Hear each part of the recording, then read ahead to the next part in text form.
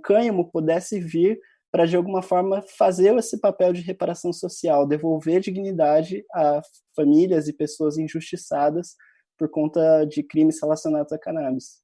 E isso entra rapidinho no contexto também com relação à legalização, né, principalmente da maconha, e de se colocar nas mãos de quem sempre mexeu com isso, né? Porque assim, agora falar de legalização parece ser algo muito cool, né? Muito bacana, muito progressista, mas provavelmente isso vai ficar nas mãos dos brancos, né, das grandes empresas que por toda essa questão social, a gente sabe que o quanto o preto foi excluído, né, e aí foi colocado nessa posição marginal, né, à margem da sociedade. Nas favelas tem mais negros do que brancos, e de colocar, por exemplo, essas pessoas para administrar, né? Muito provavelmente, né? Seria bacana, né? Uma empresa que vai vender maconha, colocar nas mãos de quem sempre esteve próximo a isso. Por quê? Porque o tráfico está dentro das favelas, né? Ele é tocado, feito por pessoas que estão ali. Isso é um fato. Infelizmente é um fato. Não é aqui o que a gente deseja, mas é o que acontece, né? Isso tem acontecido, infelizmente, alguns movimentos polêmicos dentro da indústria de cannabis medicinal, né? Então é bem parecido com isso que você falou mesmo. É como se o homem branco, do dia para a noite, decidisse que, então agora maconha é legal, agora a gente pode comercializar e vender maconha. Então as empresas acabam sendo de novo dominadas por quem sempre esteve no topo e quem sempre esteve numa posição privilegiada. Teve um CEO de uma indústria farmacêutica, que eu acho que não cabe mencionar nomes aqui, mas que ele deu uma declaração muito polêmica, dizendo que, olha, está na hora de tirar as crianças da sala. Né? O que ele queria dizer com isso está na hora de deixar a gente, que agora, o homem branco, privilegiado e rico, a gente quer se envolver nesse assunto, então está na hora de tirar todo mundo do movimento ativista, os maconheiros e maconheiras, tá na hora dessa galera sair da sala para a gente discutir cannabis que nem gente grande. Isso é péssimo para a legalização da cannabis como um todo, porque os movimentos ativistas foram exatamente o que manteram viva essa pauta, né? Então, se hoje a gente está falando de cannabis medicinal, e isso ganhou um espaço midiático bastante grande, isso só é possível porque os movimentos ativistas resistiram ao longo dos últimos anos durante todo esse processo proibicionista. Né? Então, teve muita gente que foi lá e fez a primeira marcha da maconha e tomou porrada no Ibirapuera, mas foram pessoas que estavam lutando para manter essa pauta viva. Então, quando a gente fala de reparação social, fazer o mínimo, dar a oportunidade às pessoas que sempre estiveram envolvidas com a pauta de trabalhar com isso de forma digna e legal, dentro da lei. Né? Então, muitas pessoas que a gente chama de jardineiras e jardineiros, né, têm um amplo conhecimento técnico sobre a planta, sabem cultivar, sabem de diferentes tipos de semente, solo, irrigação. Muitas dessas pessoas não estão tendo a chance de participar da indústria de cannabis medicinal que está se formando aqui no Brasil. Então, reparação social entra aí. A gente precisa colocar essas pessoas na roda e a gente precisa dar a elas a oportunidade de trabalhar com isso de forma digna. Então, não é porque a gente decidiu do dia para a noite que cannabis agora é legal, é cool, como você falou, essas pessoas não podem jamais serem excluídas dessa conversa. Perfeito. E como que você vê isso no meio jurídico brasileiro, assim? Como que tá a reação das instituições da sociedade, assim, que controlam, né, a aplicação da lei? Porque eu vejo muito preconceito, né? Eu, como advogado, nunca vi nenhuma grande movimentação na justiça para auxiliar o ativismo até então, né? Que com certeza eu concordo 100% com você, é o que manteve viva a memória dessa planta medicinal, dessa planta que é útil para a indústria e é fonte sim de uma indústria sustentável que talvez seja a única salvação da nossa espécie, mudar para um meio sustentável de produção na sociedade, porque todos os estudos climáticos estão aí na mesa.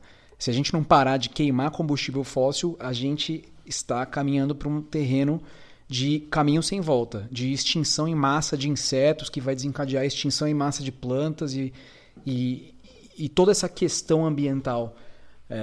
que realmente me preocupa e assim, eu quero saber como que a nossa justiça, né, que a tão surrada justiça brasileira que hoje faz um papel vergonhoso assim de manutenção das instituições, os três poderes face ao que a gente está vivendo, né? Como que eles apoiam ou não apoiam vocês nessa luta? Perfeito. Bom, aqui eu acho que para responder essa pergunta, a gente precisa primeiro fazer uma separação dos usos da cannabis. Então, aqui eu vou comentar primeiro o uso medicinal, que é algo mais avançado aqui no Brasil, algo que, de fato, a justiça brasileira já está mais ativamente participando dessas discussões. Uso industrial, já vou explicar um pouco melhor, mas ele está meio que inserido numa zona cinza da nossa legislação. E uso social, que certamente vai ser o último desses usos a ser regulamentado no Brasil. Tá? Por uso social, entende-se uso recreativo. Eu só, de um tempo para cá, tenho evitado usar a palavra recreativo, porque, ao meu ver, ela sempre joga para um lado pejorativo da discussão. Né? Então, pessoas mais conservadoras veem, uso recreativo, é oba-oba, é festa, e, na verdade, não é isso. Eu acho que existe uma linha muito tênue entre uso social e uso medicinal, né? Porque você pergunta para usuários de cannabis que fazem uso social da planta, e aí você pergunta por que você fuma maconha? E aí a pessoa responde, olha, porque eu chego em casa do trabalho cansada, eu fumo me faz relaxar, me faz bem, me faz dormir melhor, eu como melhor. Isso para mim tá bem perto de uso terapêutico, tá? Então existe uma linha tênue, de novo, entre o que é medicinal e o que é terapêutico. Para ser medicinal, eu tenho que estar partindo de um sintoma muito claro, por exemplo. É isso que diferencia? Porque as pessoas que usam maconha de forma social, elas têm muitos benefícios terapêuticos que provêm desse uso. Então, isso só para a gente refletir, porque eu acho que essa diferenciação, ela nem sempre é válida. Mas, comentando rapidamente do uso medicinal, que está mais avançado aqui no Brasil, hoje, dentro da Anvisa, a gente, infelizmente, tem um tipo de regulamentação da cannabis medicinal que beneficia só grandes indústrias farmacêuticas. Né? Então, a gente já regulamentou certos produtos à base de cannabis, mas esses produtos não têm fabricação local, o que encarece muito o preço desses produtos, então a gente importa tudo de fora. E o tipo de regulamentação por trás disso são só grandes indústrias farmacêuticas que conseguem atender. Então, de novo, a gente está repetindo os mesmos erros. Né? O que é uma briga hoje dos ativistas e de quem está envolvido nessa pauta é que, para uso medicinal, permita-se o cultivo próprio. Né? Então, a gente está falando de uma planta, por que eu não posso ter uma planta em casa, já que eu posso extrair o meu próprio medicamento dela? Isso faz com que o custo seja mais acessível, isso faz com que tudo seja mais acessível. Mas eles usam uma desculpa técnica, jurídica, para falar quem vai fiscalizar, não tem como garantir a qualidade da planta, etc, etc. Mas a verdade é que a maconha é muito segura. Então, os riscos que a gente estaria assumindo com cultivo próprio são mínimos, perto de zero. Vocês já devem ter ouvido falar desse dado, mas ninguém nunca morreu de overdose de maconha, não existe. 0 mortes registradas. Então, a gente, de novo, tem um tipo de regulamentação que está beneficiando grandes indústrias e é quem tem condições de navegar essa regulamentação. Hoje, a gente ainda não tem o cultivo regulamentado no Brasil, exceto por pessoas que têm habeas corpus da justiça. Tá? Que tem, se eu não me engano, 60 e alguma coisa habeas corpus da justiça de indivíduos que entraram, que judicializaram a sua briga e conseguiram uma autorização para fazer o cultivo próprio, mas elas estão operando em caráter de exceção, né? O que está longe de ser o ideal. O ideal mesmo seria que qualquer pessoa que... De 200 e poucos milhões, né? O ideal seria que qualquer pessoa que precise desse medicamento possa cultivar o seu próprio medicamento e tê-lo a um preço acessível, o que não acontece. Então, os medicamentos que estão disponíveis hoje legalmente no mercado no Brasil são extremamente caros.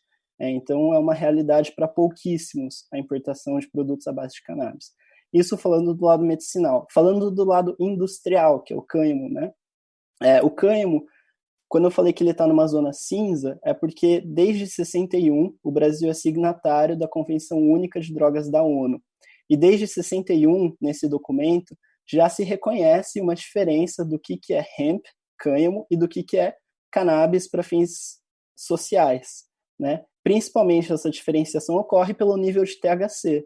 Ou seja, se a planta não tem propriedade psicoativa, não tem por que ela ser regulamentada como uma droga. Na verdade, quem teria que regulamentar o cânhamo aqui no Brasil é o Ministério da Agricultura, não a Anvisa. Isso não tem nada a ver com a Anvisa.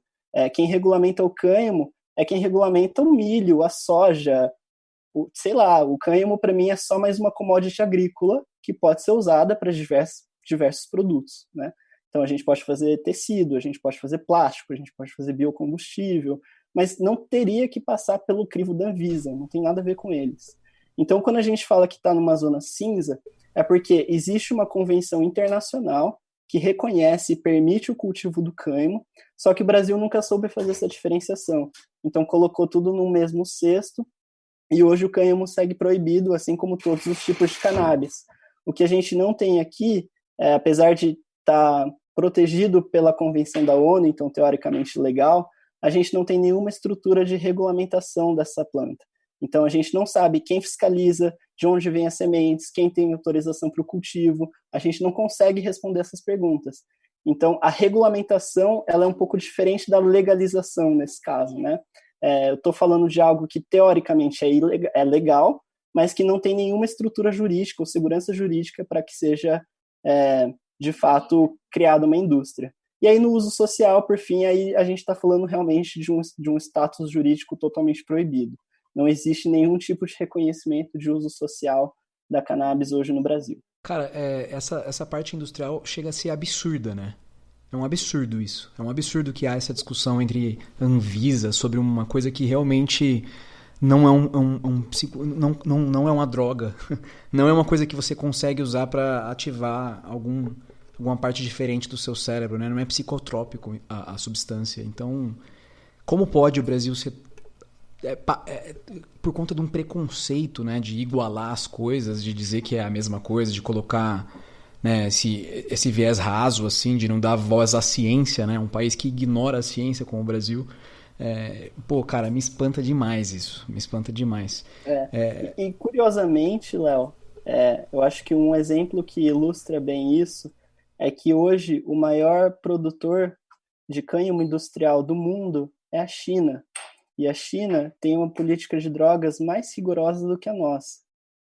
São mais conservadores nesse tema do que nós somos. Então, você ser pego com baseado na China é mais grave do que você ser pego com baseado aqui no Brasil.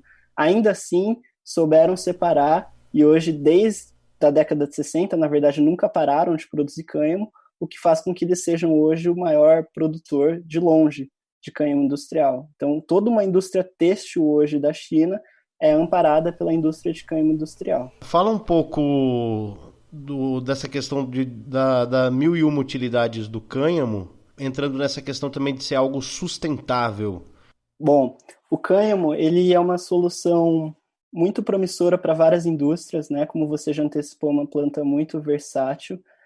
Eu vou usar alguns exemplos aqui para ilustrar os benefícios ambientais. Então, a gente pode fazer uma comparação com a indústria têxtil, que é uma das principais aplicações do cânhamo hoje. Atualmente, as matérias-primas que a gente tem da indústria têxtil são algodão ou poliéster, que é bastante usado, poliéster sintético, né? Quando a gente compara o cânhamo com essas duas, as vantagens ambientais são gritantes. Então, primeiro que o cultivo do cânhamo é muito útil para a absorção de CO2.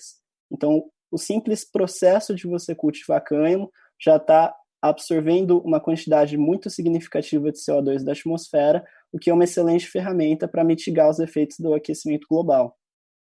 Além disso, a planta ela não requer nenhum tipo de pesticida, ou seja, uma fibra natural muito resistente. A gente consegue lidar com as pragas sem usar pesticida, e ela ainda tem uma propriedade de fitorremediação, que é devolver os nutrientes ao solo. Então, a gente pode, inclusive, pensar solos contaminados por metais pesados.